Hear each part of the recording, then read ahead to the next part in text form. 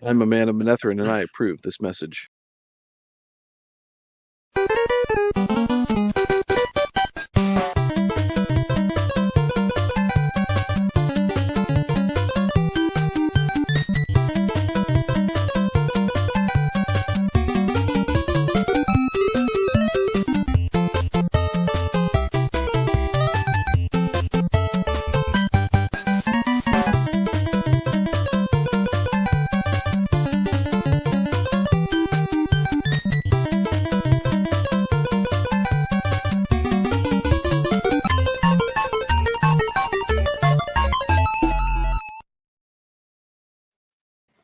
That was awesome, dude. That was awesome. I was listening to I was taking a trip down memory lane today, and I was listening to, there was this one animated show that came out when I was a kid. You were, well, let's just say you were older. You probably weren't watching cartoons then. There was a show called Tiny Toons, and it was supposed to be like a heir apparent to Looney Tunes. So like in this world, the Looney Tunes are they're like the Looniversity professors that teach this younger generation how to be proper Looney Tunes and all that. So that was the Elmira theme from the NES Tiny Toons game. Brilliant. And Brilliant. yeah, Elmira is basically the niece of Elmer Fudd. And let's just say she's like an existential threat to all of our mini heroes in that show. Like she's like the one that, like, she sees you, like she's like a predator. She sees you, she wants to own you because they're animals. They're furry little animals. And so she hugs them, squeezes them, and throws them in cages and locks them away to be hers forever. And they're all deathly afraid of her. Like Bugs Bunny was never afraid of Elmer Fudd like that. So like that whole portion is her chasing you. You have to dodge her until the exit appears after like 30 seconds. And if you get caught, you have to go back like 5 levels. That's how the game was. So I was listening to that. I went down memory lane. I was like, you know what? This would be perfect for a Clown World type of theme. But it's actually a really good theme. So how you doing, Salty? I'm all right, but I look at all these amazing, intelligent, cool people in your chat. You've got your Barmy. Mule is here. Jaden Hamilton is here. Debsy is here. Robert Moore is here.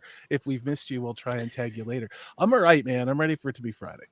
And I love how Mule is the one actually recognized the show that I won't shut the hell up about. I'll tell you this, Mule. That's the video I'm currently trying to edit. I have 5 more minutes left. I want to get it done within the next day or two. It's a recommendation video from moi.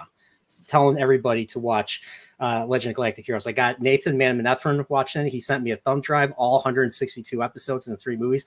I sent yours truly right here, Salty, the first 5 episodes. He just told me Brian is a cool dude. He just sent me that, and I can't wait to watch it. I really can't. And I'll probably end up talking about it a good bit. So thank you very much, Brian. That was really kind of you. So well, no problem. I want people, like, the point of this discussion. I wanted to have you on. You know, I've had almost everyone else on. Well, I haven't had Prophet on for Chillporeal.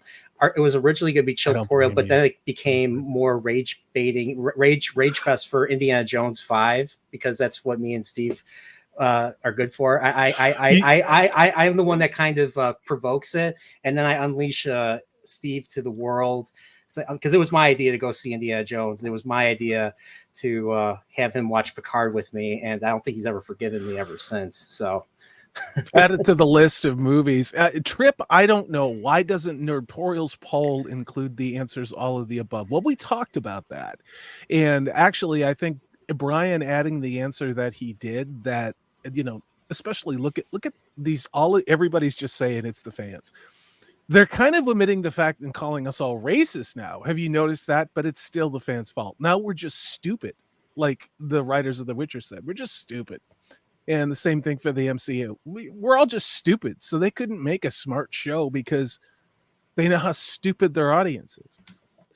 Their audience is so stupid that we didn't watch their show. That's how stupid we are. Like, it just, I don't know what to do with this. It's a special kind of delusion in insularity, I think, Trip. But what does Mule say here? He has a friend who imported what is Legend of the Galactic Heroes. Okay. So this has an acronym like Lord and all that. Okay, yeah, and Laserdisc in the 90s, 2 episodes per disc, $40 per disc, no subtitles. I remember those Laserdiscs. My dad got that, and we had 2 movies on it because we were poor. We had Escape from New York and the original Tron. And then he Oh, decided to get a VHS player because the movies were not $1 million each. So yeah. I didn't know about the laser disc, to be honest. I got that. I always got that mixed up with DVD when I was a teenager. So when everyone said, you know, laser disc, I was like, what? So, and I looked at like there's commercials of Nimoy. I don't know if Shatner did a commercial, but I know Nimoy did a commercial, and he had, this was in the 80s, this around around the time he was filming Wrath of Khan. He had the 80s mustache, and he was just like, he was wearing like, he was still wearing 70s attire, your checkered pants, and because he was wearing like a tight sweater and all that, and he was just like, he was selling, he was a salesman in that. I was just like, I found this on YouTube. I was like, holy shit. So yeah. Like Laserdisc was really expensive, wasn't it? It was. It was an incredibly great picture. The problem was the capacity of the old CRT, the cathode ray tubes, were limited. You kind of reached an input threshold where you're sending a digital signal into an analog cathode ray tube that is very limited by what it can actually do. And I think that's probably why it kind of failed. And ultimately, again, why did VHS beat the format of Beta, even though Beta has a tape format is better than VHS? Because that's what the porn industry went with. It's the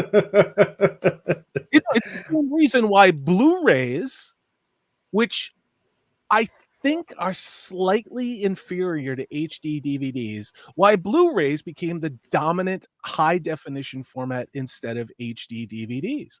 Those of you who had an Xbox that came with that HD DVD, I still come across those brown cases of the HD DVDs. And it's just crazy. We live in this, we're a civilization that really kind of lives in its own ruins and its layers of technology out there.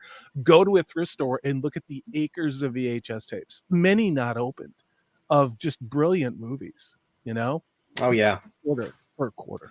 But yeah. Oh man. Al Dan is here. What's up, dude? Long live the freaking dragon. And I'm not talking about Egwene or Nynaeve. I'm talking about Rand effing Althor. Hail to you. All right. Well, yeah. Well, thanks for being here, everybody. Your Barmy, Trip, Aldan, Disney Sheepherder, Mr. Zip, Mule, Robert Moore. You weren't a Looney Tunes fan, but you were an Animaniacs fan. I didn't. Animaniacs came out a little bit later after Tiny Toons. Tiny Toons came out when I was like right before I turned 6. This was 1990. I was starting kindergarten. I don't think Animaniacs came out for another couple years. So, but yeah, I remember the Good Idea, Bad Idea segment. Of course, that was hilarious. There was also Pinky and the Brain and Slappy Squirrel. I liked Pinky and the Brain. Yeah, Pinky and the Brain, like, what are we doing tonight, Brain? It's the same thing we do every night, Pinky. Try to take over the world. So I have 2 much younger siblings that are about a decade or more younger. So roughly my age. Probably, yeah. So I would visit and they would be watching those things, or you'd get them things for Christmas, and it was, Animaniacs or Christ. I lived through that New Kids on the Block thing with my little sister, and never again. Don't ever do that to me. New Kids on never. The Block. I just never. I'm still traumatized all these years later. Yeah. Yeah, so I figured the thing that we would start to talk about, and this is something that's been going on, is just like the declination of entertainment. Like it feels like I was watching The Legend of Galactic Heroes. There's an episode where one of the younger characters, the ward of one of the protagonists, Jan Wenley, he's watching a history of the future of humanity, because this takes place way in the future, and we learned that, and this is also the case with the French Revolution. I forget what they call it, where it's there's like a state of society where everything is in decline, morals are in decline. I can't think of the word right now. Everything is in decline. Morals. Los Angeles, the state of California. That's not true. New Jersey. No, that's not French either. Yeah, Sorry. I forget what they call it. Denouement. It's denouement. That's what State happens of in declination. I forget what they call it. I forget. There's a word for it. They were talking about it. Sorry, I sometimes I forget words. So, Sorry. But like I said, the same thing. I was watching a history of the French Revolution and everything, and France was going through the same thing that led to that. But I feel like we're in a state where, I mean, it wasn't just like, morals. It was also like entertainment and art was also in decline, and that which is, I think there's a sickness. I think there's a sickness in our society because of we're getting all this lazy art from Hollywood, from a major. Hollywood's a major institution, and then was. I mean, right now they're they're striking, and I hope the strike is indefinite, because honestly, I don't care if they release. I used to care. I used to be excited for if they would announce, like, an adaptation of something, or something cool, like a video game based thing, or even a new video game. Like, I've completely lost interest. Like, I don't know if it's me becoming jaded or something, but when I hear about something, I feel I feel sad. I feel sad because this is like the worst time. This is the worst time to be announcing things. Worst time to be announcing adaptations. And I mean, obviously, the most prime example is what's in the background right here. The Rosamund Pike show, what is what they call the Wheel of Time on Amazon, and they're putting things out that are popular with people, that have meant something to people. And I'm not laughing at you. Bring up Nas's comment, because this is everything. And continue, please, your heartfelt statements, because I think this is absolutely spot on. I hope it gets washed away. Travis Bickle from freaking Taxi Driver. That's a great movie, though. I'm not gonna. I don't have enough hair to grow a mohawk or something, and I'm not going to go all John Hinckley on the local politicians. So if you know who I'm talking about. So many things I want to say, but I can't. So there's a lot in what you just said, and I'm not going to use the word unpack, because I think that's there's a word I wanted to use that starts with C and ends with T, and UN is in the middle. I don't like the terminology of that, but I want to try and give you kind of my opinion of that. Is that I'm 53 years old, and that doesn't mean I know anything. It just means my odometer is a little higher, and maybe I know a couple other things, and really at the end of the Cold War, all of this started. I didn't just start out as a conspiracy theorist. I mean, once we saw an entire new generation after Gen X being educated in a completely different way with Common Core from the Gates Foundation, think about that one a second. Once I saw that, and that's when my brother left education and went overseas to teach. I quit education before that because of some of the stuff that was going on. I saw that kids were not being taught how to think, but what to think at a very young age. And once you end up in a situation where you start treating the past as something that needs to be deconstructed and has no value, and the very things that every other generation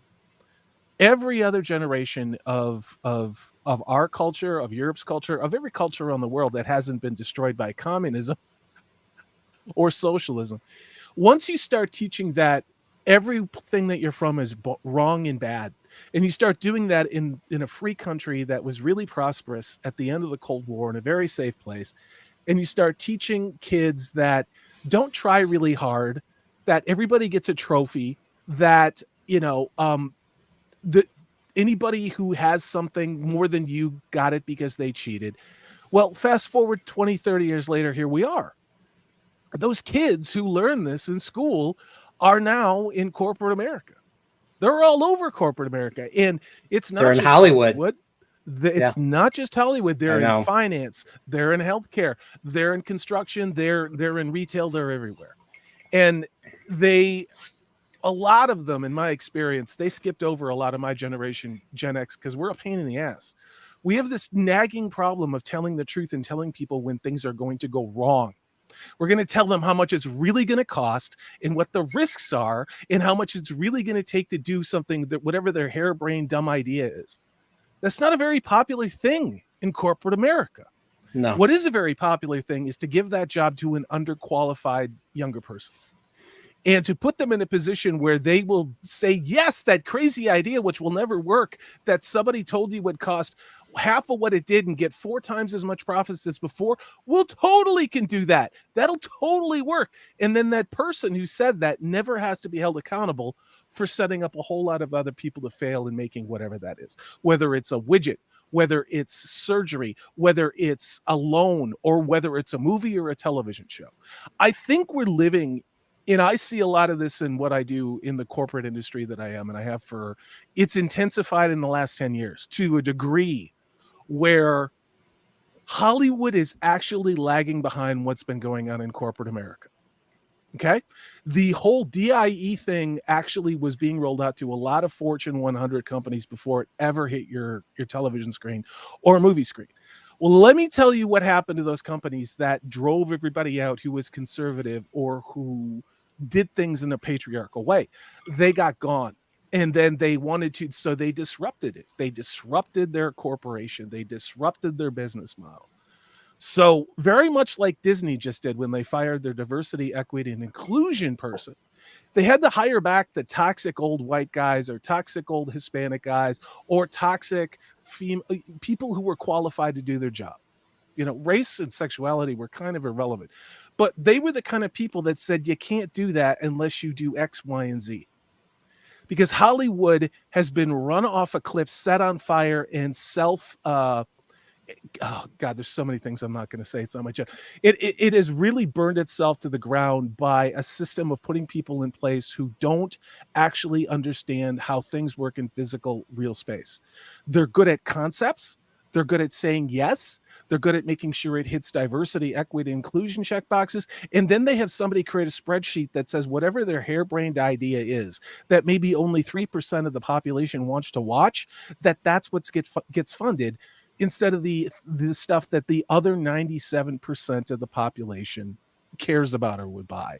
Now, that's a lot of information. That's a very subjective statement. But Disney having to hire back these consultants, look for Paramount to do this, look for HBO to do this, look for Amazon to do this, because he who panics first panics best in this situation. Go get the best, pay them what they want. Pay them what they want, because those people will be gone. And the minute they gone, then the second tier people will be gone and they won't get as much money. But really what you're talking about is a lot of these industries, and the one that I work in has destroyed itself. It's destroyed itself.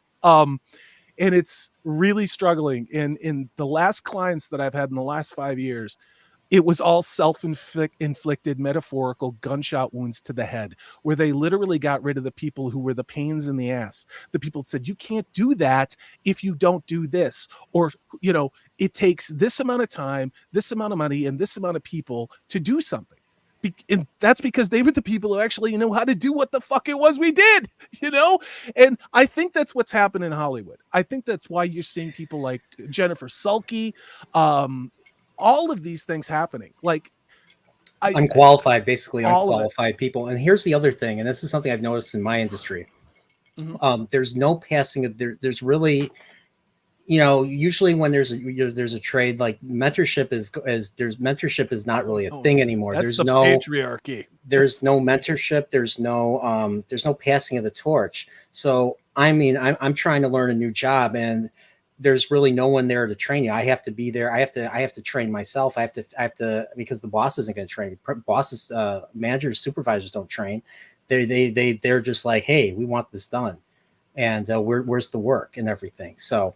I mean, honestly, yeah. I mean, I feel it's the same. I feel like a lot of people, a lot of the older generation, a lot of baby boomers retired from writing. And I mean, we got some good stuff from the baby boomers. No, I mean, look at all the stuff in the 80s. No.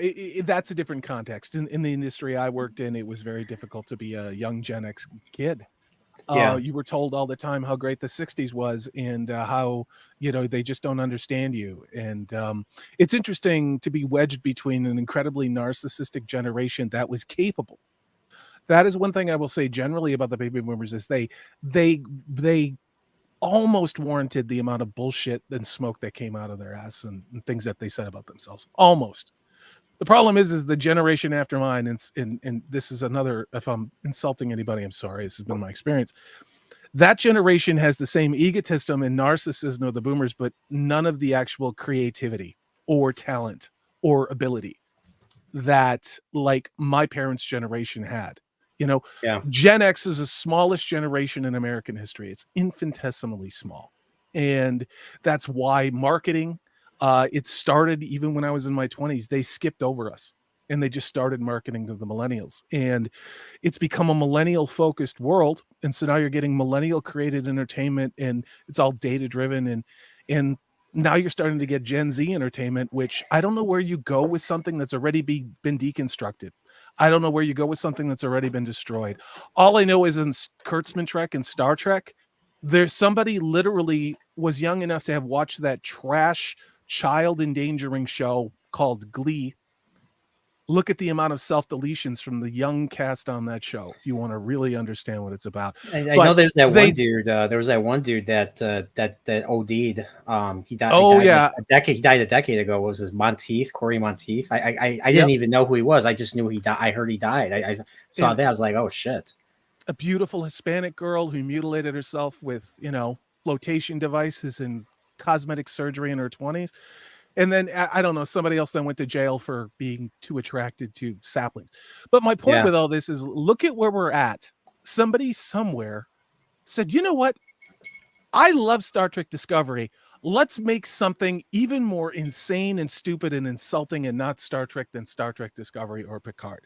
Let's make a musical episode of Star Trek. I watched half, and it's a 62-minute episode. I watched half of it.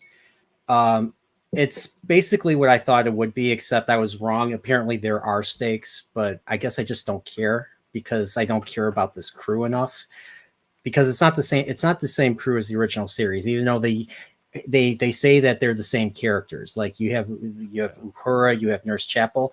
I'll give this the one thing that Strange New World says right. Nurse Chapel, that actress she's hot.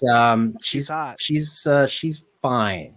I saw her sit down next to someone, a dude, an awkward dude, and I was just like, oh, it was just it was a weird. It's just like, it was just like, I was like maybe it's because of what she was wearing. She was wearing some tight. Look at how toxic we are. Yeah, I have to do better. But no, I love it. She's hot. She's got nice goodie bags too. So, but but here's the thing though. Like they're playing. So what happens is they find this like anomaly that has like there's like a folded bend in space or something. And they try to send like messages through it. They're like, okay, maybe we'll send music through it. And so they transmit music. They transmit like a song through it. And then it like in Solaris, the bend anomaly reacts and sends a shockwave. It hits the ship and everybody.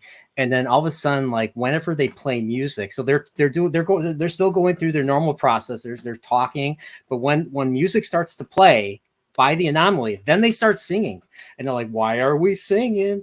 What is going on here?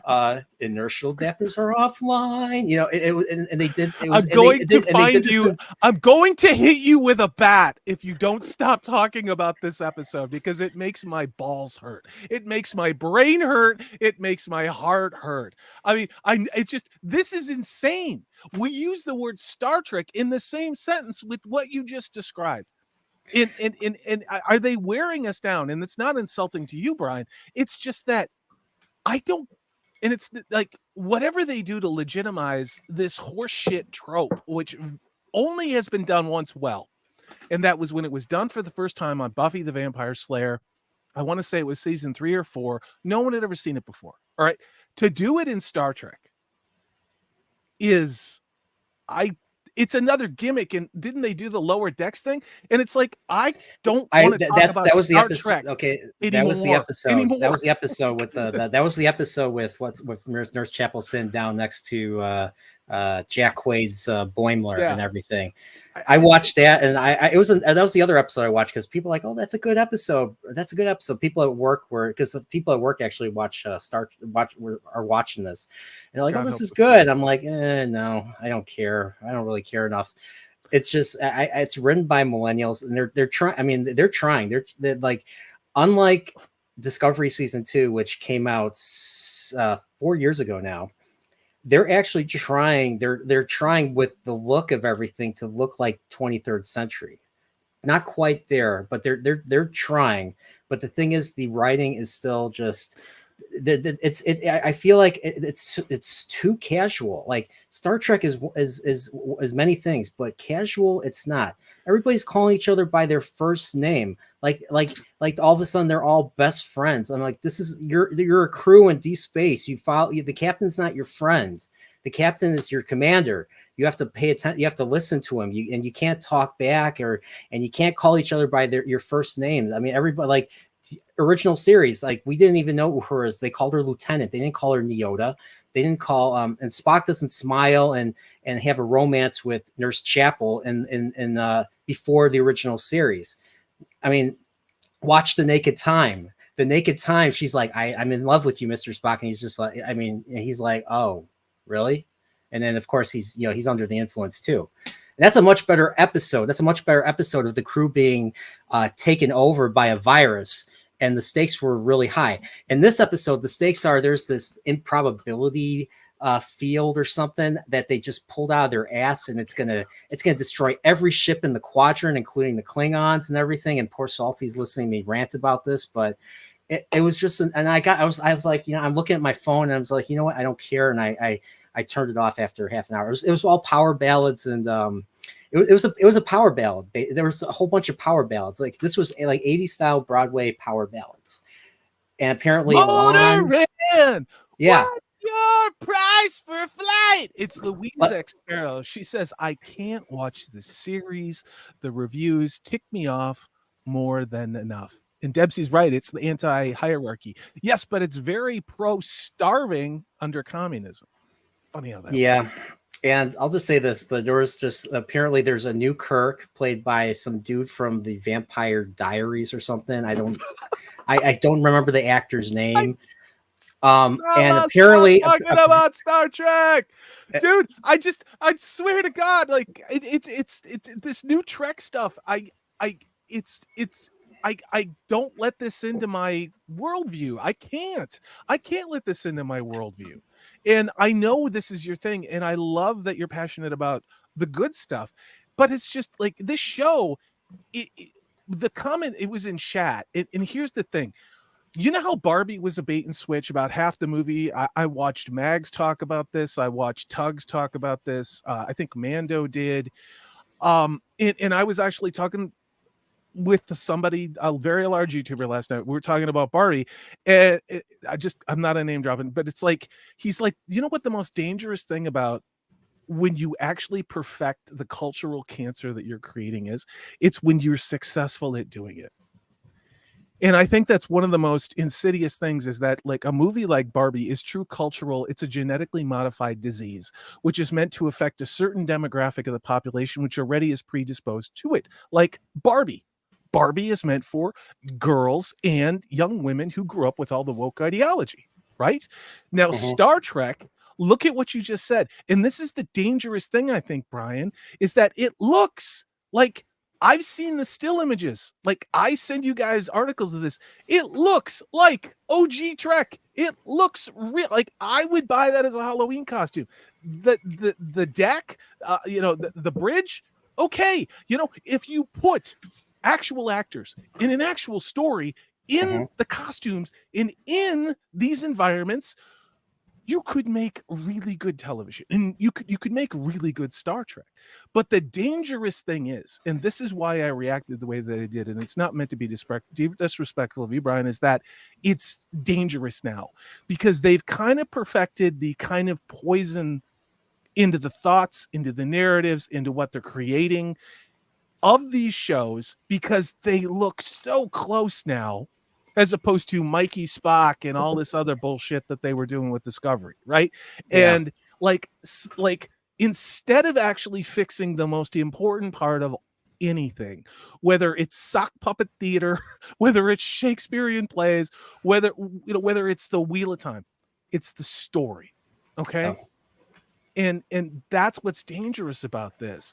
Do you think I'm overreacting, Brian? I mean, everybody knows I'm kind of an asshole, but do you think I'm like No, overreacting? I don't think you're an asshole. No, I think that's a natural response. I mean, I feel, I mean, I really started noticing this. I don't know when you started noticing this, but I think I started noticing this as early as Star Trek Into Darkness 2013. There was okay, so that's the one where apparently not Khan is in this, Benedict Cumberbatch, and I like to this day. I mean, I got rid of. I actually owned the physical media of the JJ films. I actually really liked 2009 when it first came out, but then again, 2009, that was 14 years ago. I was 24. I was just graduating college, and I was a sweet summer child. Can I interrupt you for one moment, then continue? Sure. I went to go see that movie in the theater, the Star Trek one, because everybody was excited, right? I mean, I was excited too. I mean, Nimoy, Nimoy was going to be in the movie. Nimoy was. I mean, I never saw Nimoy in the movie. Children. Yeah. And I never watched Lost. Like, I didn't watch that shit on television, And I go into this movie, and I remember when I took a date, and I remember about halfway through the movie, I was like, my brain hurts. Like, why is this all these flashing lights and spinning things, and everybody's running and the camera's tilting like this? And shaky cam. By the end of the movie, I was like, I kind of had a headache. And it's, at that time, when the hell did that come out? 2009. So, I would have been 39. It's not like I was 70 years old at the retirement home, like, turn down that goddamn ER. It's not it was just one of these things where it's so quintessentially at its core did not feel like Star Trek. Now, were there some bums in the Next Generation films? Yes, Christ, yes, there was. Were there some less than stellar movies in the OG movies? Kinda. Yeah. I'm one of those people that I think The Voyage Home tried a little too hard to be funny. It's not my favorite Star Trek film. I know a lot of people don't like that, but do you like Italian? Do you like Italian Salty? No. Yes. No. Are you going to crawl? Is he going to crawl? Hey, is he going to crawl in the bushes while we eat? It's his way. No, Brian. Double dumbass on you. Double dumbass on you, Brian. Hey, they are not the Hellier whales, Salty. They like you very much, but they are not the Hellier whales. I mean, it's so deadpan. It's so deadpan. Yeah, and we know he didn't invent the damn thing. I know. I love that movie. But your point about let's not turn this into a Star Trek stream. But we talked. When did this start? I mean, when did all of this start? That's a question that you said you wanted to ask me.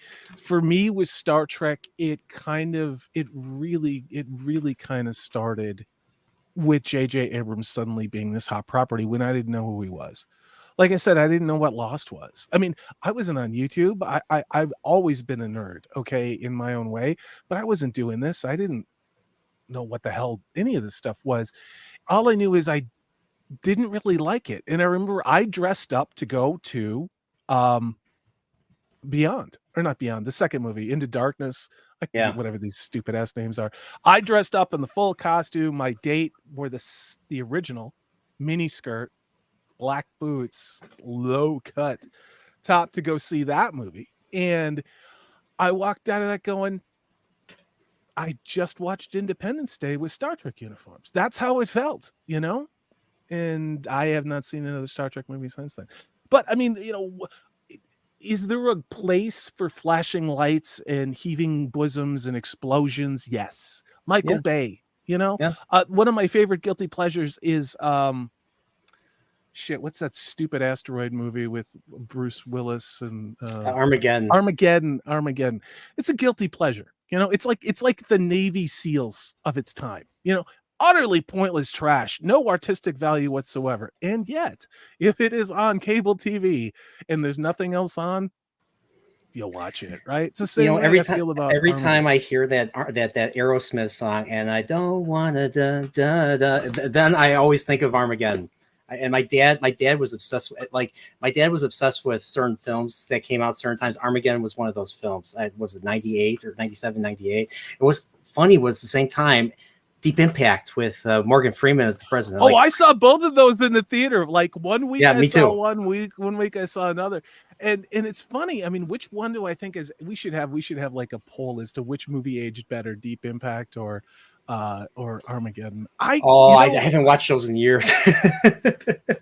That's actually a hell of a double header because they're so tonally different, right? Yeah. And I don't know, Tia Leong was still Mrs. David Duchovny back at that time. You know, the guy who played Mulder on X-Files, and you know, she was in a sitcom called The Naked Truth. You know. Yes. She, you know, she did okay, but I think if that movie would have had a stronger actress, I think it maybe would have been better. But who else was in that? Morgan Freeman, Robert Duvall. He was the president. Morgan Freeman was the president. Tobey Maguire was in that. Elijah Wood was in that. Sorry. So this was pre-Frodo Baggins, Elijah Wood. So, or actually, no, I don't know. It might have been the same time because I think Elijah Wood, they were filming Lord of the Rings as early as 1997 or 1998. I don't know. So I don't know. But it was, but yeah, Deep Impact. So you had some really like I mean, those films might be considered, you know, like crap now or crap back then, but they're gold now compared to what Hollywood's actually making now.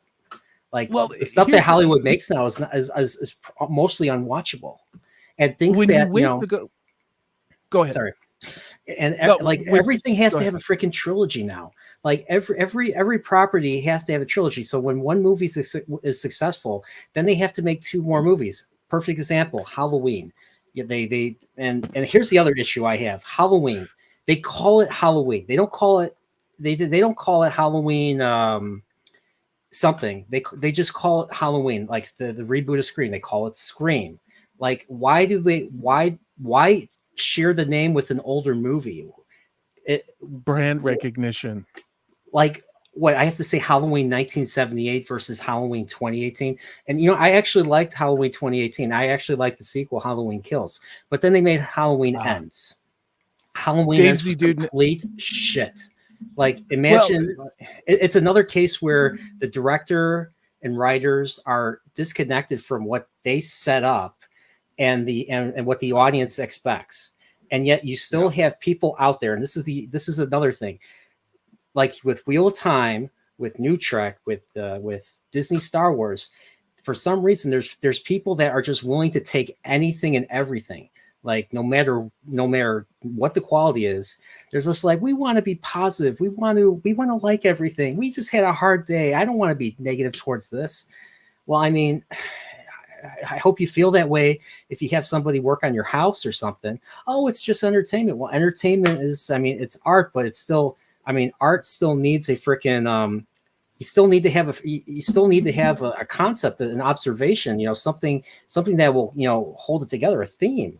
And you people are just throwing ideas out there like it's I don't know. I found the picture of me in the full Star Trek uniform.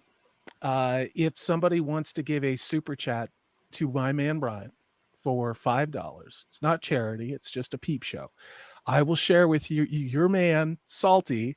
Christ, I can't believe it's like 2013 or 2012. I've got this picture ready to go. So somebody drop a super chat to my man Brian, and I will show you that I am not full of shit. I actually do love Star Trek very much. So yeah, I didn't ask him to say that either. No, this is why people want me on their show, because I'm crazy and an asshole, but I'm entertaining sometimes. Well, you know, it is weird. The internet is, you know, Deep Impact, Armageddon. when those movies came out, when you went to go see those movies, you knew what you were getting into. Okay, there's going to be explosions, there's going to be gratuitous nudity, there's going to be big guns, things like that, especially Armageddon. It says Michael Bay. Where the problem began is, I think it's arguable to me. I think the general slip in quality of Hollywood, it started kind of with music in the late 80s to a certain degree. And that's kind of an asshole thing to say, but I do think you started to see that because the sequelitis stuff really kind of happened after some of the large blockbusters that occurred in the 80s. And I mean, you got had some really good multiple like Rambos. You got multiple Rockies. Now, Back to the Future, Rocky 4. I mean, Back to the Future really only needed one movie. I thought 2 was okay, and I thought 3 was dumb. But you saw you didn't like the Western aspect of 3. That was 3 was my first ever really Western, forced. To be honest. And what's funny is I'm watching Once Upon a Time. I was watching some of Once Upon a Time in the West today, and they borrowed Back to the Future Part 3 borrowed shots from Sergio Leone's Once Upon a Time in the West, especially when the rise of the camera above the train station and you see the town. I was like, hey, I know that shot. And looks like somebody Mattson's $5. Could this be the saltiest super chat of all time? Yeah, hold the pepper, Matt. Here you go. Let me check it, make sure that it's formatted correctly. I think it is. Are you guys ready? Because I don't know if I am. I don't know if I'm ready for this. Wait, it looks wrong in the screen. Hold on a second. I might need to open it or move it into a different folder because it's just in my downloads. So bear with me. This is 2013. Oh my God. Hold on. Jesus Christ. All right. Let's see if it shows right. I can't tell. It looks wrong in the preview, but go ahead. All right. Everybody, hold on to your butts. Yeah, there it is. Oh my God. This is what, 10 years ago? Yeah, 10, 12 years ago when this movie. Yeah. Jeez. Yeah, I ran every day. And yeah, buddy. I need to run. I always thought, I mean, I may be a little contrarian, but not because I'm an asshole. But everybody always wants the gold command uniform, right? And I'm like, yeah, you know what? I out of all the original Star Trek characters, I always loved McCoy, because McCoy was kind of just like this irascible, like surly, but very lovable and usually right. McCoy. Like, I don't like the way they portrayed him in the JJ films. They portrayed him kind of cowardly, and I'm like, if you watch the original series, you watch the original movies, DeForest Kelly's McCoy is anything but. He's anything but. Like, he steps up when he needs to. He steps up when he needs to, and he's a great character. He's a favorite. He's part of the triad. He's part of what defines Star Trek, in my opinion. Kirk, Spock, and McCoy, those 3. Yeah. And I mean, I love The Next Generation. There were some of the best written episodes of all time were done in The Next Generation, but the crew didn't like. And people love The Next Generation characters. I love, well, before Picard, obviously, but I mean, I love The Next Generation characters, but they're nowhere near to the level of Kirk, Spock, and McCoy, in my opinion. I don't think any of these Star Trek. I don't think any Star Trek characters have reached the top to those original 3, in my opinion. I mean, I know. Some it's people very disagree, subjective. But it's very subjective. I know Purple really does. She loves Deep Space Nine a lot. Deep Space Nine. Just and I still need to try and make it through that, and I don't need to hear how I need to watch it. Yes, I know I need to watch you haven't finished Deep Space Nine? We're gonna talk about something else because we've already had the same conversation. Yes, I know I'm a terrible person. Okay, you're not a terrible person. I couldn't get into it. I couldn't get into it, and it's like I have not. So here's the thing: the cumulative effect of all of this bad entertainment. Okay, and it's bad. Bad is a subjective word. I would say non-entertaining, non-audience pleasing entertainment, even if we're just to look at data and metrics of viewership. right? I'll let you get this super chat because it's our man. It's Al my Dan. man down under the thunder down under. So L Dan for an Australian $10, member of the Nerdporial Continuum. Well, thank you. Ite, it's on Kids Up Salty. Nerd man, where are you up to in the Shadow Rising? Me and the boy are still in tear at the Twisted Doorway chapter, which is just chef's kiss, by the way. Mwah. Yeah. So where am I at? So reading wise, I'm only on like page 5 in the first chapter, but listening, a few months ago I was listening to some of the chat. I was listening up to chapter 11, so I was listening to, I actually got up to the stone stands and everything. So I think I have some ideas for my intro for the Shadow Rising when I start the book streams again. So be on the lookout for that. So that's yep.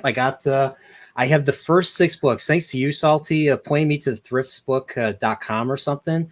Like I got the first 6 books in hardcover with the original artwork, and they were $30 each, but you know what, they were worth it. That's the thing, and you're gonna get decent stuff. I mean, I get most of my books from them with the dust jacket, and they're in okay condition for between 6 and 12, depending on what it is. And I just don't want to give money to Amazon. And I live in a small town where it's all the bookstores are owned by rabid leftists. These are the people who still make you they offer you a mask when you come into their bookstore, and I've been thrown out of both of them already, okay, like a couple of years ago before I grew my hair out. But now I go in because fuck them. But I don't want to give money to people who are lunatics, and I don't want to give money to people who support resets that aren't so great for the rest of us. So I don't know what Thrift Books does, but they're reused, and I'm not putting any money in Bezos' pocket to save up so we can give it to his next future ex-wife. So or his 800 foot yacht that can hold like 1,000 people or something. Mule. What? So Mule. What? This is Robert Jordan's Conan Chronicles on hardcover. I got both of these. These are the Conan Chronicles by Robert Jordan. These were $6 each on thriftbooks.com. Again, is that all that Robert Jordan wrote? Did he write more Conan stuff than what you got? I think he did more. I just wanted these because I think it was Miss Martin Muses and Stieg recommended them. Like, follow Stieg, and please go watch Miss Martin Muses as well, especially when they have Stieg on, because he just gives me the greatest information out there as to what great books he loves, and I love hearing people's passion. Like, I'd love to contact. I mean, I've been on stream with him, me, him, Pips, and we're on Ryan Roger Athay's stream. I think earlier this year. And I want to get him on for Wheel of Time because he's read all the Wheel of Time. I mean, I've talked to him on Twitter and all that, so I'd love to get him on. It's just I can't DM him, so I don't know how to contact him. So Miss Martin Muses, I think, just finished The Eye of the World in 2 days. Oh wow! And so I would presume that she's onto The Great Hunt, and that's another one of those things. She has the story where she didn't read it because I think one of her past romantic engagements loved the book series. So she was pissed off at Robert Jordan, because we do that, right? I mean, like, you got a crazy woman in your life, and she liked a certain TV show, then you're never going to watch that TV show, right? And it's the same thing with books or music or whatever. But I'm honored that she read this book, and she literally told me that she was only going to read a few pages, but she sat down, and before she knew it, she'd read 100 pages and was like, why didn't I read this before? So that's, if there is one thing coming out of this, I need to come up with some new words for this show that Amazon is doing, because it's beyond a not adaptation. I don't know what it is, but it's I'm hearing some weird rumors, and I'm not going to repeat them till I can corroborate them, but they have to do with Suwon Sanji At this Oh point, yeah. nothing would surprise me. Nothing would surprise me. But the point of this is, I got to meet you. I got to meet Prophet. I got to meet Nathan. I mean, Zach's, you're the reason why. I mean, you're the reason why I'm best bros with Prophet. I mean, you're the one that introduced me to it's Prophet. true. I didn't know I'm a Prophet existed. matchmaker. Yeah, I'm a we're matchmaker. And so I met a Always whole a bunch of people. bridesmaid. Always a bridesmaid, never a bride. But yeah, that I mean, you've been a big influence on me and my channel. I mean, I've taken your advice to heart and everything, and I really appreciate you. So if you ever call yourself an asshole, I'm going to fundamentally defend you and everything. All So right, you're an asshole then too. We're both assholes. well, I know I'm an asshole, and I can piss off anybody. I can piss off anybody in the most unassuming way, and that's probably even worse than just being a straight up front dick. So we had a. But I wanted to mule chat. right here. I wanted to address this. He was on the Babylon 5 side of the DS9 B5 divide at the time. Okay, I was a kid, so I was aware of Babylon 5. I didn't watch it until my friend told me about it. My friend that got me into anime introduced me to Legend of the Galactic Heroes. He bought the DVDs for Babylon 5. And I borrowed his and I watched it, and I was like, "Holy crap!" There's a lot of similarities to Deep Space Nine. Like season 4 to me is basically season 6 of DS9, where there's a big thing that happens at the end of the previous season. Then there's a 6-parter. It's different. It's not the same thing, but it was building up towards a major war. My brother just finally watched it for the first time. He liked it for the most part, but he was disappointed about some of the decisions made. But honestly, like the Shadow War ended prematurely, I think, was because I think Straczynski thought it was going to be canceled, and that's why he started wrapping shit up quicker than he originally intended. So, but that's a great show. Like that, those episodes are so well written, and there's so much good shit there. It shows like Babylon 5, shows like Legend of the Galactic Heroes, shows like Star Trek Deep Space Nine and TNG and the movies and all that. There's so much good stuff out there that have, that the stuff now has to live up to, and they're just not. And it's just different. Like you said, it's different. There's millennial writers taking over and doing stuff, and they don't know how to write, and they didn't learn how to write. Smile a while. Please try sending me something on Twitter. I followed you. I want to talk to you about Wheel of Time and some other stuff. Anybody out there who's read the books that I haven't worked with before, any of us, Steve Prophet, please contact one of us. I would like to start bringing people on who don't normally YouTube to do some pre-recorded Jeopardy of time, because I've already got another show queued up, already set to go. I found a program too where we could actually play Jeopardy, where we could actually select the questions and all those things. So that's what we're going to be doing next Monday. But I also would like to do that with book readers, people who maybe are a little mic shy, or people who don't want the pressure of being live and stuff like that, because it would just be fun to hang out and to talk about the books, which is kind of what it's all about. But see, the thing that you're saying about this, Brian, is I remember people are going to think I'm an asshole, but I kind of turned my nose. No. Hear me out. In the 90s, we had an embarrassment of riches of fantasy and sci-fi shows. Now, not all of them were great. Okay. We had Xena, we had Hercules, we had the Highlander show, we had Babylon 5, didn't we have the Andromeda something or other? It wasn't Andromeda? The Andromeda strain. Yeah, there was an Andromeda. Just Andromeda with Kevin Sorbo. Yeah. I mean, there were tons and tons and tons of these syndicated shows. Earth Final Conflict. The Final, and a lot of these were weekly in syndication. Again, it was just like TNG, where I was, and I was in Charlotte, North Carolina at the time. It came on at Friday afternoon at a certain time on the Paramount Network, and that's where I was with my buddies who I went to school with and worked with, for community college at that time, until I got a scholarship. But it was a huge event. It was a huge event to watch that.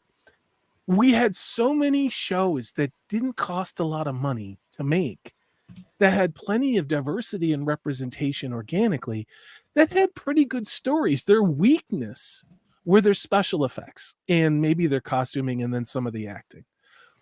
But they had good stories. And I think if somebody went back and got the rights for some of these shows like Xena or some of these other shows that actually had the intent as a fan of them, in a bigger budget, essentially did a play on it where maybe they changed some of the scripts to mix things up a little bit, not subvert our expectations, but that I think you could very instantly print money and create and reinvigorate an existing fandom. Let that one sink in. Imagine if somebody came along and energized the fans that were already there and thanked them for being fans and then gave them what they wanted. And maybe it wasn't 100%, and maybe it wasn't even 85%, but it was all there. It was all there, but maybe a little different than they remembered. And it not just because somebody has pronouns or somebody is lazily slapped for a different race or gender, but because the story is 25 or 30% different. Start with the story, not with the race of the people you've cast in your show. If they did that, whoever figures that really simple thing out is going to create an empire, truly going to create an empire. And I don't know who's going to do that. I think if and when Eric July's stuff makes it to the small screen or the big screen, he has a pretty good chance. I know there are people on YouTube trying to make movies right now. It is a lot harder than it seems. I have people in my that are I know people who are in the business. We'll just say that work on some shows you've probably heard of that. It is more insane than they've ever known, and they've worked in that business for 20 years. And the problem is somebody needs to do that stepped completely outside of all of this. If they just did that and then sold that product as a finished product to these streaming services, it's a hell of a lot of investment. You have to have a studio, you have to have all these things, but then sold it. I don't know, a streaming service that literally said, hey, maybe we don't need to inject our politics in it. Maybe this one can just make money. The first studio or streamer that figures that out is going to win. And win means survive at this point. That's winning. Not crushing everybody. That's literally not having to sell off most of your shit. Yeah, because you want to appeal to as many people as possible. You want to appeal. There's always going to be people that are just going to say anything is good. I mean, there's people that I have done streams with who feel that way. Someone I really like who might resemble the Dark One in the Wheel of Time, who I talked about. He loves Picard season 1. Don't ask me why, but hey, he's one of those guys that really loves. He doesn't like to complain about stuff. And there's other people out there like that. A few of my friends are like that too. And but that's not enough people to profit. You need to get the hardcore fans. You need to get those who need to get the people who are going to be critical. You need to get people who are going to be watching the show and they want to get something out of it. They want to be entertained. And some people are not going to be entertained if you just, you do very lazy type of storytelling. I mean, it's just, you have to put in the work. You have to put in the work. Yeah. Work is the patriarchy and white supremacy. That's the problem. Louise X Sparrow says she liked Lost in Space, the reboot. It wasn't completely free of modern day stuff, but it balanced out. I've heard a lot of people say positive things about it. I tried to watch it and it didn't sit with me, but you know what? I may check it again. And if I remember right, it's on Netflix. Now I don't have Netflix.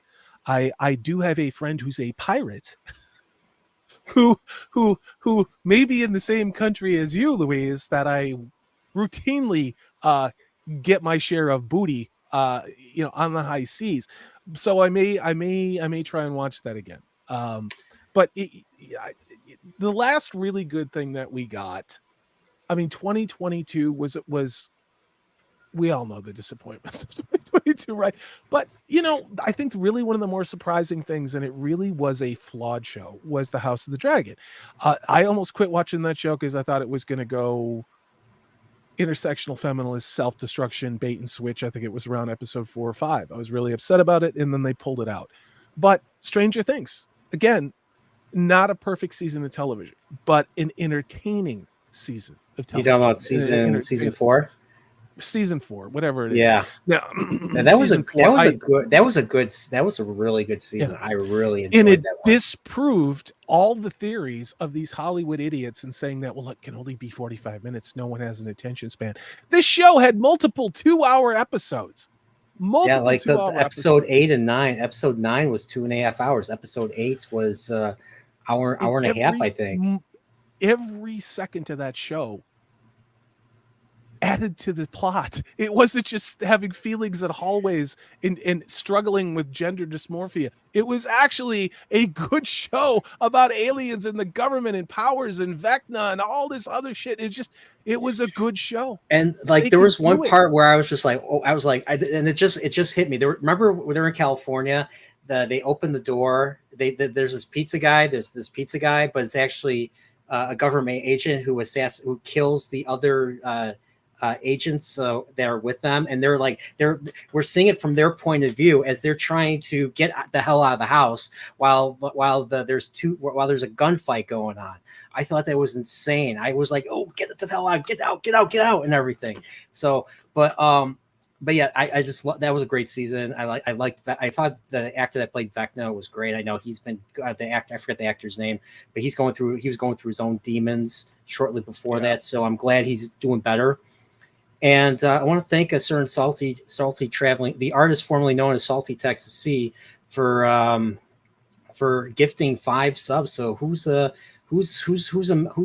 member now? And hopefully you guys will maintain your memberships. You know, be kind of stay in the Nerdporeal continuum. We're stronger together and everything. So Nas. We got Nas. I achieved my victory of roping Nas into your nerddom. Also, who else did I do? Trip. Magitech Mags, who's lurking. Check it out. This is awesome. Gadfly Fiction and Joseph Dredd. So everybody, welcome. And I think that do you hear a transmission? I think there's a transmission. So I think it's right here.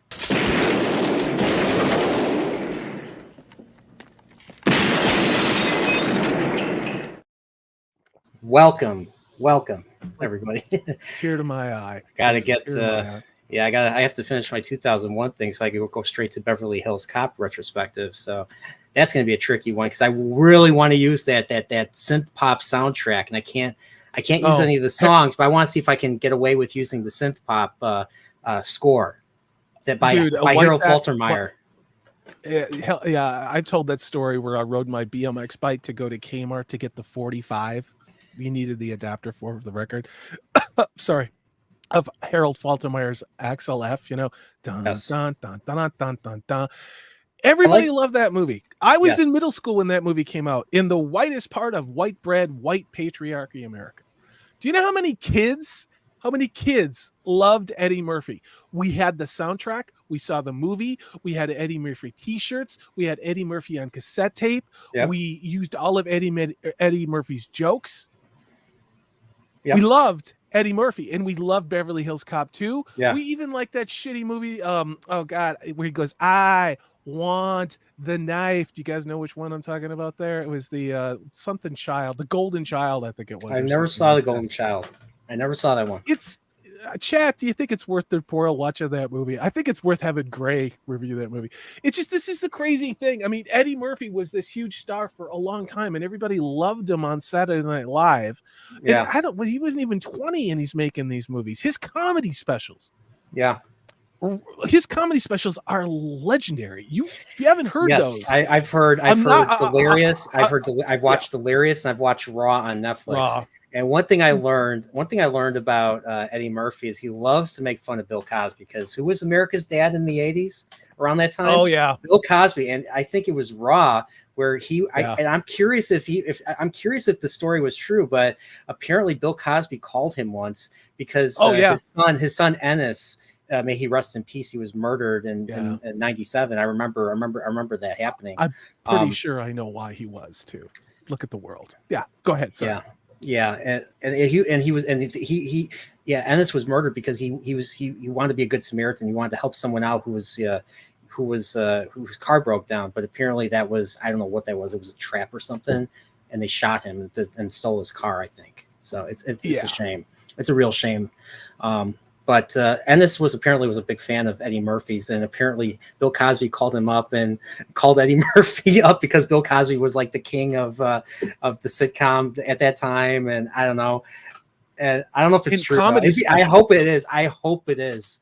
And he's like, you're being made. You're saying these stupid things in front of my son. I have to listen. It's filth. No, it's filth, floor, and filth. He said filth, floor, and floor. That's what he said. Bill Cosby said to him. He's like, I don't know what you're talking about. I ain't said no filth, floor, and filth. And it's like, but I mean, the point of that, this whole thing is that we like the talent and the humor and the timing of the individual. We always did. And it really wasn't until maybe the very late aughts, is that the right way you said, around 2010, where you started to see the creep of an ideology that died. It really did die in the 90s. When people left college, a lot of them left this shit behind. Political correctness. I lived through this. I'm not going to tell that story again. Everything you're going through, I've already gone through. Wait for the parts where all the bankruptcies happen, because that happened to the colleges that supported this, from litigation and also driving away all of their students. That's a true story. My college went bankrupt because of it.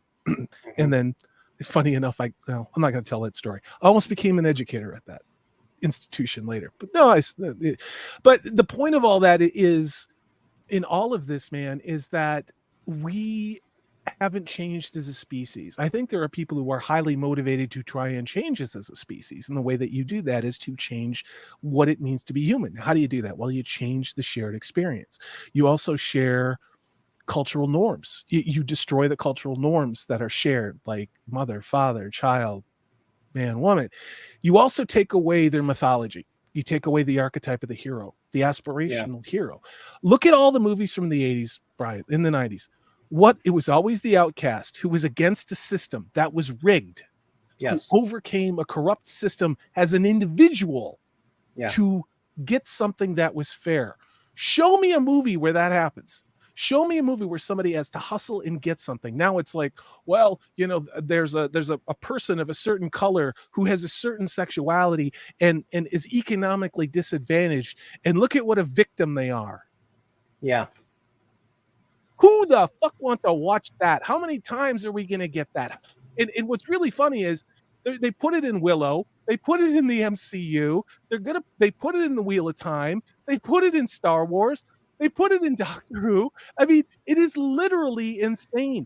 We still want heroes' journeys. They're trying to program Gen Z and a lot of the younger generation that were brought up under Common Core, that somehow that is what a healthy, functional society looks like, where you don't have heroes, where you don't have gender roles, where you don't gender at all. And it's not making these movie studios any money. Now, is it going to go away? How's it going to go away? It'll go away if it's an independent studio. And my light's freaking out because I middle of a project, I've got to put up a new set of blinds with blackout lights because I was tired of having my light. So it's going to look like you're talking about mythology and archetypes. You know what I'm actually currently listening to, going to and from work now? The Hero of a Thousand Faces, Joseph Campbell. And I'm only on the first chapter, and I have to I've had to rewind stuff because it's a lot to take in, and plus I'm not the best listener. Like there's people out there that I'm probably the worst listener of all of us here, so I have to rewind so that I take stuff, and that's why I prefer to read instead of listening to audiobooks.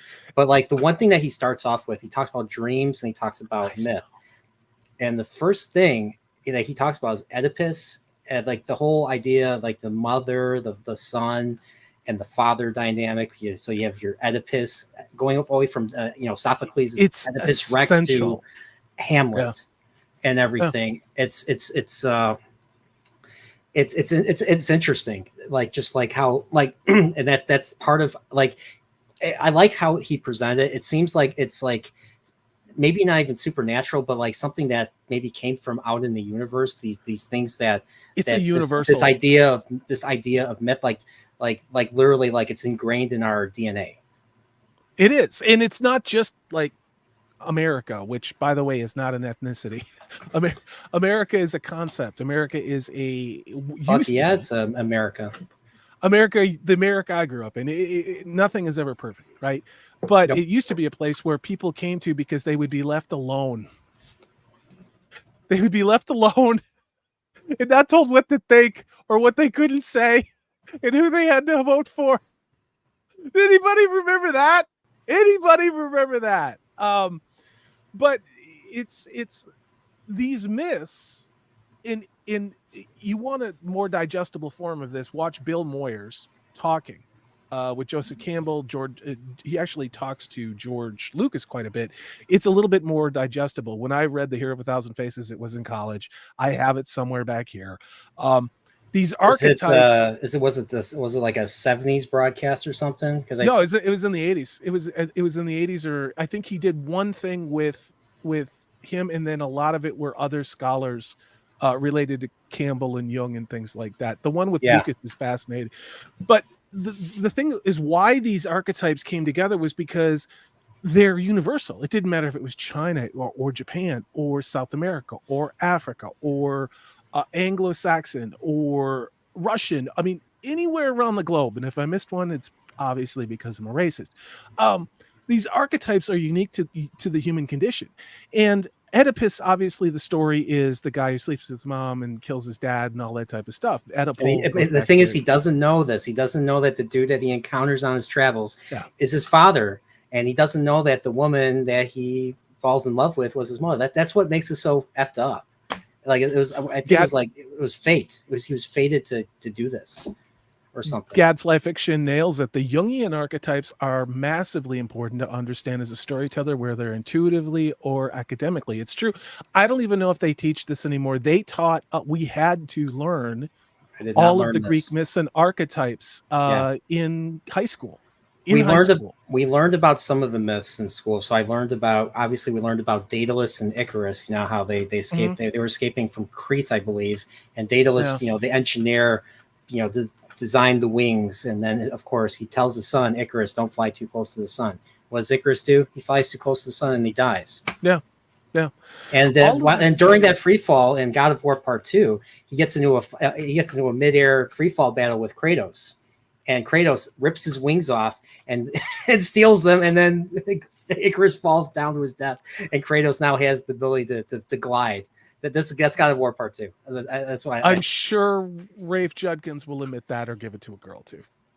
So. He won't even do that. That's too hard for him to do. No action, nothing good. Yeah, like it's gonna be like God of War 4 or the God of War on 2018 God of War. You know what that game's about?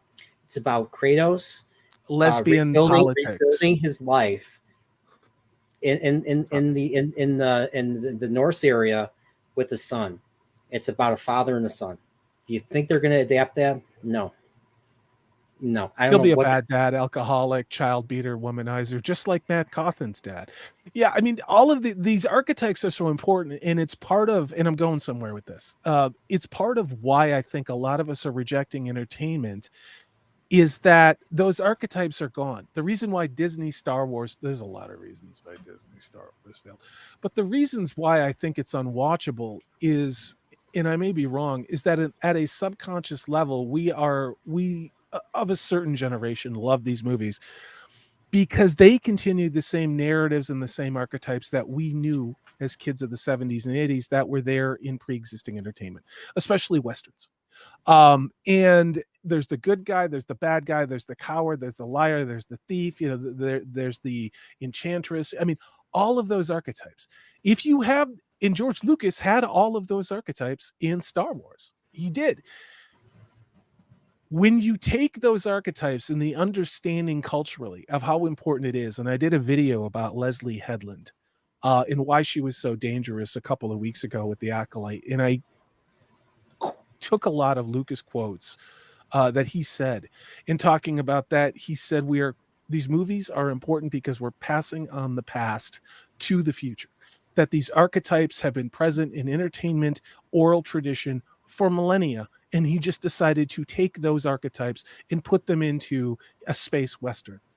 Now, what failed in Disney Star Wars, it's innumerable, but there's none of that. There's nothing. There is no conflict. There's nothing. It's like licking wallpaper. That's what Disney Star Wars was. And I was one of those people walking out of The Force Awakens going, I'm going to give them a chance, because this is the first time they're trying it. Maybe it'll get better. Didn't love it, didn't hate it. You know, Last Jedi, like everybody else, it killed me. It broke me. Yeah. And it brought me to YouTube. So I reacted really strongly to The Force Awakens when it came out. Like the beginning of the movie I thought was okay. Until Poe Dameron or Oscar Isaac did that they tried to make it funny. They tried to take a serious moment and they tried to make him funny by saying, who talks first? You talk first or I talk first? I'm like, what is this ham-fisted attempt at humor? Like, seriously, like, so that was one relatable. thing. It's made for a modern audience. And then there was another moment, Finn, for some reason, Finn, I was expecting Finn, if being a stormtrooper, to be a little bit more of a hardened character. There's no indication. There's no reason to believe that Finn, in my opinion, was ever a stormtrooper, let alone someone that was abducted as a kid and trained all his life as a stormtrooper. It looked like he was just a random dude that just got kidnapped a week ago and he wants to get away. And I'm like, and the reason why is he's neither one of those characters are archetypes. The archetype of the stormtrooper you can go through, and if you just took the qualities of what that person would be, start him at that, and then you build a redemption arc over 4 movies where he ends up as what you get as Finn in the beginning. You know, where his goal would have been to be more human again because he was dehumanized. This is not complicated. I'm an asshole sitting here with plastic action figures behind me and a bunch of books, okay, and a bunch of vinyl. I don't have an MFA in creative writing, and I'm very glad about that. I haven't sucked Hollywood's dick, and I never will. But if I can sit here and storyboard this thing out, that movie, just those concepts of making a movie based upon the Jungian archetypes in a very failing attempt to try and replicate what George Lucas did, at least it would be made with love. And it's not just George Lucas. It's Robert Jordan. When you give things like these complex built-up worlds to people who don't love them and don't talk about them with love, but take every opportunity to discuss how they need to correct the outdated feminism of the 90s when this book was written, or more opportunities for LGBTQ plus representation in a high fantasy novel, you have already failed at your adaptation. All of those issues, all of those concerns, all of that representation absolutely needs to happen in your own new thing. Support it 100%. I'll give it a chance. What has happened with the Wheel of Time, just like with Star Wars, just the list, the list, everybody says it every time. What has happened, and they have beaten us over the head with the lie that we're wrong for rejecting what they've done. And I think we've reached a critical mass now where I don't even think a lot of us get mad anymore because we know what we're going to get. And I don't even think we're disappointed. I think it's literally like watching some junkie on the corner that is being enabled with free money and free needles kill themselves. And all of us wish we could help them. But the problem is that whoever's doing that, they can only help themselves. And the people this is dark shit. And yet it is exactly what is happening in Hollywood right now. Okay. They're being given money without having to prove results. I hope that ends, because where's the money at Disney? Where's the money at Amazon? It's not there anymore. Okay. I'll stop talking in a second. My point with all of this is that the audience for Wheel of Time does not exist. It never existed. The Nielsen ratings show that. And we need to cover this on a live stream, because what I say, who gives a shit? What the Nielsen ratings say, along with Parrot Analytics, it's important. Because if you can't tell me only some data matters and then other data doesn't, because it's not conducive to the narrative. What's the problem? Where are the numbers? Where are the numbers of? Let's save it for a live stream. It's pretty catastrophic. It's essentially, after season 3, it's most 70%. see, this is we can't get into it. It just orders of magnitude of destruction over time. Season 4, there was virtually nobody watching the show. Episode 4, nobody's watching the show. It was for like for a lot of people. My point with all that is, I know Steve, Prophet of the Dragon, a lot of people in this space. We look at Wheel of Time season 2 news all the time. I know I do, and we trade images and stories back and forth. Some are worth covering and some aren't. The biggest story about season 2 Wheel of Time is that it had nobody cares. Nobody cares. Nobody cares. Nobody cares on social media. Nobody really cared. What are the numbers for like how many did they get 1 million views? The season 2 trailer, I forget. The new trailer. Weeks. It somehow mysteriously got 3 million views. The problem with that is that they're counting all the views of all the languages, because initially it was just in English, and then it was in Spanish. After they released the Indian, and I'm not sure how many dialects they did of India, that's when the numbers went through the roof. So you have to look at totality of numbers in the scale of a global marketplace. Okay. You don't have to agree with it. I don't agree with it. I think it's a weird way to do things. Okay. Because of what it costs to join Amazon Prime in another country with their currency and other things versus what we pay here. It's not a racist statement. It's an economic statement. Okay. Has Disney found out with all of their free promotional memberships to India that they were counting, which literally it was like 50 cents, a month, essentially. Wow. All those people, don't quote me on that. And again, none of this is racist. This is economics. It's simple economics. All right. Exchange rates versus currency. Okay. All of those people didn't even want to pay that little pittance a month to watch Disney. India. And so they lost tens of millions of subscribers over there when the subscriptions ran out. My point with all that is that if you're looking at a global audience, much like the Rings of Power, and you're only getting 3 million views on the entire planet, okay, after putting all that work in and all the translations and everything else, there are YouTubers who make a video who get more than that. And it didn't take all this stuff. And it's just the scope and scale of this, in that people not giving a shit. It's pretty high. The other thing is that I'm noticing and I don't want to name names. There are some very large, very pro Wheel of Time channels on YouTube. I don't watch them. I never have. People like, did you watch that or this or that? And I'm like, I don't know who the hell they are. Like, I don't really care. I saw, they they talk very positive about Wheel of Time. I'm like, well, why would I watch them then? like I get lied to all day, I mean, the government lies to me all day. Like, why the hell do I want to watch a TV show or a YouTuber that does? But it's just, nobody cares. They say these pro season 2 things and nobody cares. Nobody interacts on Twitter. I'm like, or anywhere else. Screen Rant is every day, article after article. One day it's faithful, next day how it changes. It's like every day. Nobody comments. Nobody cares. The videos that do get traction are people who, especially people who are reading books for the first time and say, my God, how the hell did they make this show what it was? I think there's a lot of people want to see other people's love of the source material, and that they're not crazy and they're not alone in feeling what they do about what they did. So, yeah, I agree, and then that's gonna be a future stream for me. Is once I finish my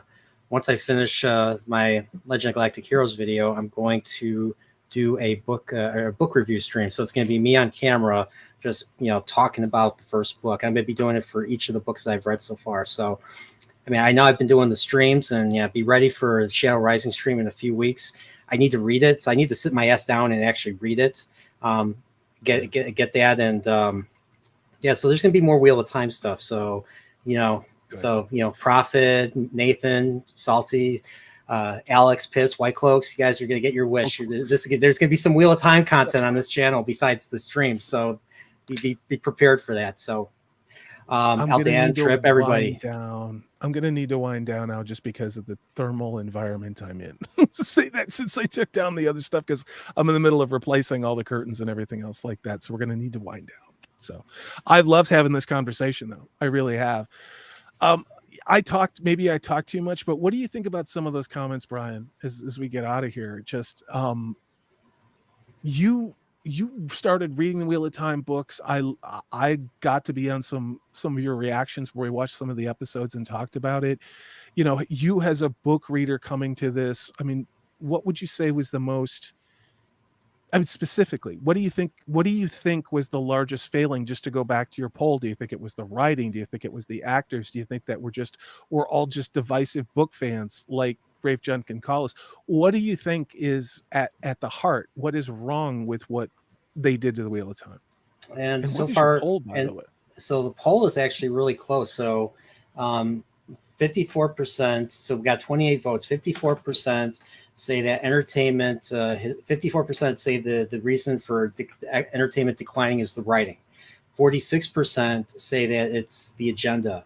So it seems like maybe it's only like off by a couple votes. So these are very close things. 0% for the acting, 0% obviously for toxic entitled fans. So that's remarkable. Honestly, yeah, honestly, I mean, I think I think the agenda goes into the writing. It's their goal or something.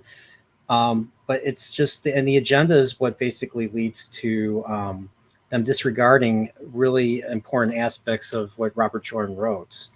Like you said, the hero's journey and everything. I mean, Rand is barely a character. They've omitted Rand.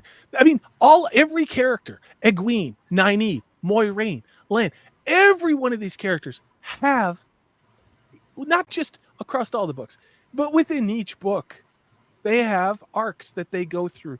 They evolve. Rand and Matt being on the road together. Perrin with Elias. Perrin with Egwene. The traveling people. Egwene growing out of being I mean, all of these are beautiful arcs.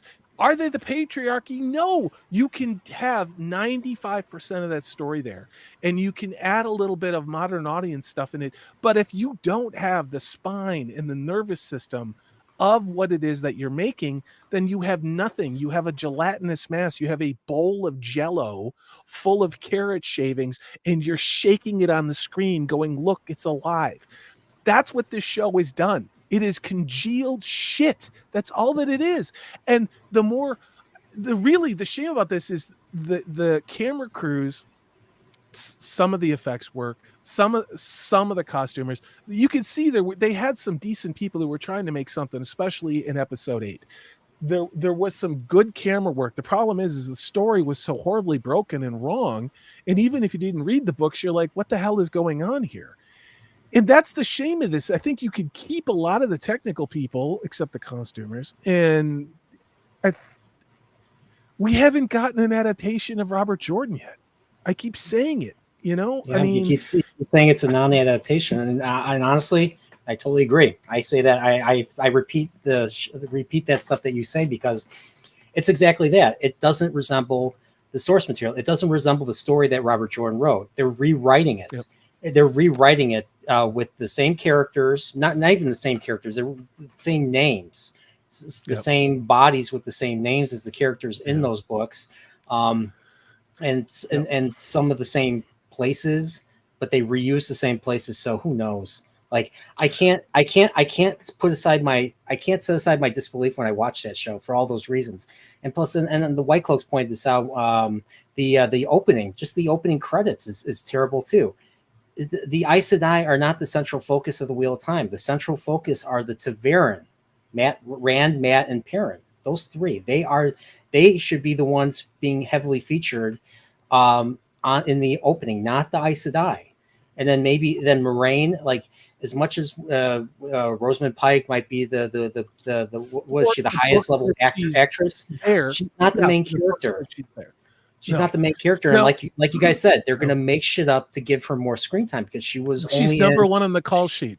She was by in the Rafe's own admission. yeah, she was in the final chapter of the Grey Hunt. She was in a chapter in that one town in what was it? It was in the Borderlands where she gets attacked by the chapter or two. yeah, she gets attacked by the drag car. And then in the beginning, when her and Suwan are telling Rand about his about who his mother is and where he was born and all that. And Rand basically recites what Land taught him about Manetheren and everything. I thought that won't be there. Great. It will not be there. It will not be there. They're just going to make shit up. Louise X. Sparrow says the Sword and Pen Reflections is doing some great reviews in Wheel of Time. It's true. I reached out to her last week to try and collaborate. Disparu turned me on to her, and it's great to see how she's just, she was doing reviews with her husband. She does a really great presentation, and it's interesting to hear somebody that you don't even know before who's approaching it from a different place, because I think she works in the industry, and speak about it. And what that does is it, not that I'm looking for validation, but what it does is it really, for a lot of us, technically, or from a screenwriting standpoint, she's essentially saying why it was that we rejected what this is and why it is a failure. And of course, now reading the books, now we're seeing, and she's looking at it also as a book reader. So I think that's a really welcome addition to the voice that we got going in this community. But I've had a really, really fun time tonight. You guys are freaking awesome. Brian, thanks for having me on. I'm going to roast to death in this room because I need to put up the blackout thermal blinds again, because that's west. The Celtics west over there on the Pacific Northwest, and the sun comes right into those windows, and your man Salty turned off all the fans and stuff because it gets loud in the studio. So yeah, usually you would say that in private, and then I would say, okay, we're going to wrap up the stream. So I normally would, but I'm all right. So is there anything you want to? I'm turning red. Is there anything? All right. So is there anything you want to promote then? Before we go, I want to promote Nerdporeal Lifeform. I thanks for being here and accepting the memberships that I gave you for this channel. Brian does really, really good work, and of course, there's a siren. Brian does really good work. Go check out his retrospectives on a bunch of different video games, Jaws, things along those lines.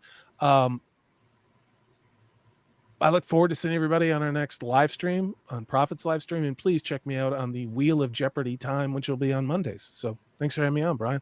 All right. Well, Salty, definitely check out those episodes I sent you wherever you get a chance. Thank you. They're subtitled though, so you're going to have to deal with Japanese language, but that's you'll be fine. And everybody, I think I'll be fine. Okay.